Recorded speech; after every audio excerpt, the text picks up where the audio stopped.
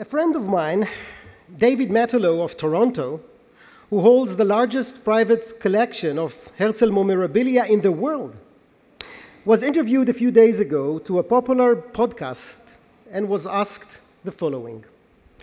So what is it that Jewish gathering you are traveling to Basel for? He was thinking for a moment and then replied so nicely. It's like Woodstock, he said.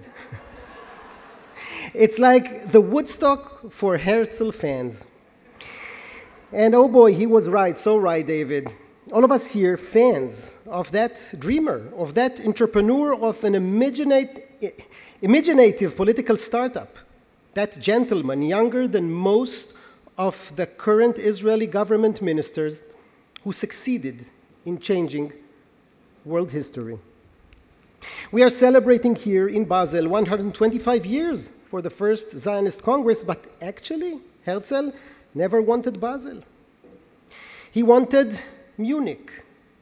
As a senior correspondent of the Neue Freie Presse, the leading intellectual newspaper in Europe, his geopolitical insights were sharp. He wanted sophisticated Munich as the appropriate city for the Congress.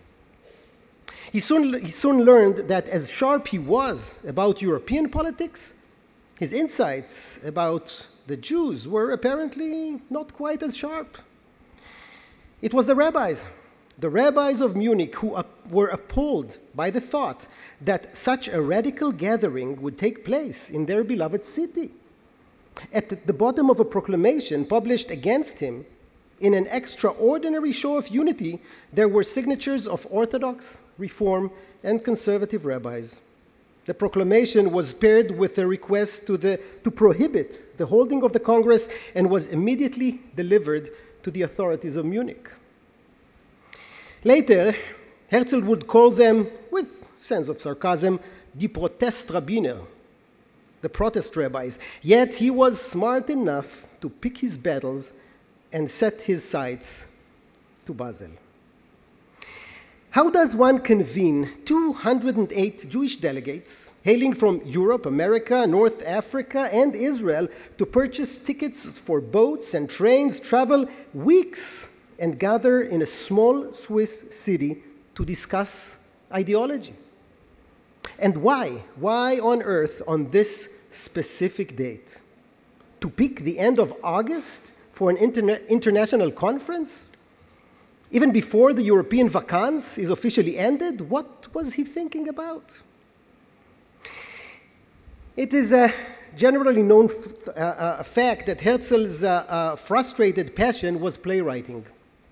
Oh, how he tried to conquer European theaters before surrendering to journalism. But actually, the first Congress was as successful as a well-written play could be. Herzl proved that few others understood the composition of the drama as well as he did. Arriving at Basel just a few days before the Congress, Herzl knew already that he had managed to deliver his desired number of delegates, while also having succeeded in unprecedented press coverage. Listen to that, almost 30 journalists from all over the world, from all the leading newspapers, were sent to Basel to cover the Congress live of that time. But when he took a look at the intended hall, he immediately knew that it wasn't the right venue for the vibe that he wanted to create. He canceled it and rented the Stade Casino, where we'll be tonight, Basel's most magnificent venue, and then started working tirelessly on the decor, the stage, the flag. No detail was left unturned. The opening plenum was set for 10 a.m. The invitation requested, as we know, an official black frock, a tuxedo suit, and with a white tie.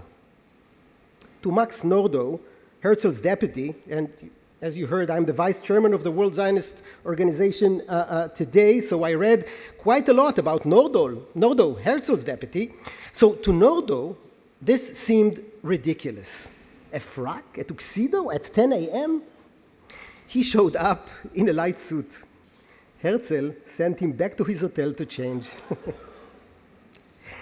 Herzl himself went through some kind of a transformation during the Congress. His walk, his tone, on and off stage alike, he acted, as you could say in retrospect, presidentially. He was confident, quiet, polite, assertive yet polished. His movements were measured, yet so natural, not forced. What was it? Charisma? Majesty? We need to remember that only few people had sympathy for Zionism back there. Zionism had no kingdom, yet Herzl acted as if he was a prince. And the magic worked. Among the delegates were people who had met Herzl before and supported his ideas, as well as people who arrived specifically intending to oppose him, to confront him. But Herzl started speaking, and they were all silent with wonder, with awe.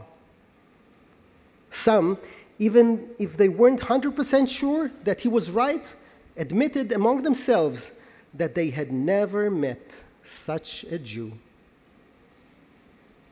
What can we learn from Herzl? Not only Zionism, but also Jewish peoplehood.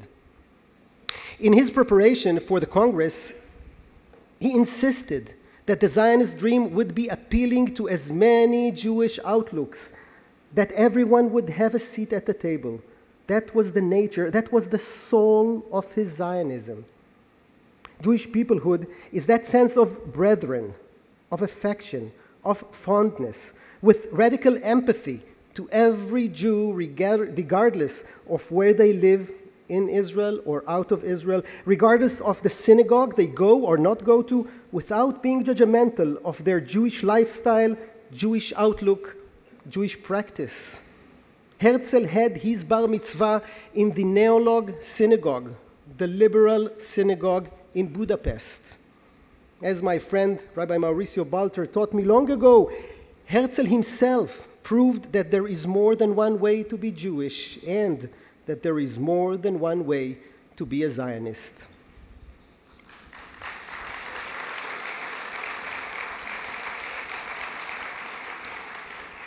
After establishing the State of Israel, Jewish peoplehood is the deed of our generation.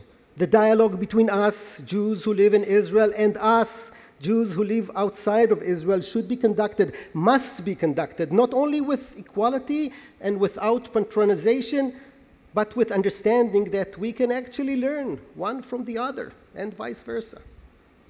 Herzl left us with a present like no other. We live the dream. Yet the ability of dreams to live through generations has to do with their ability to address a need.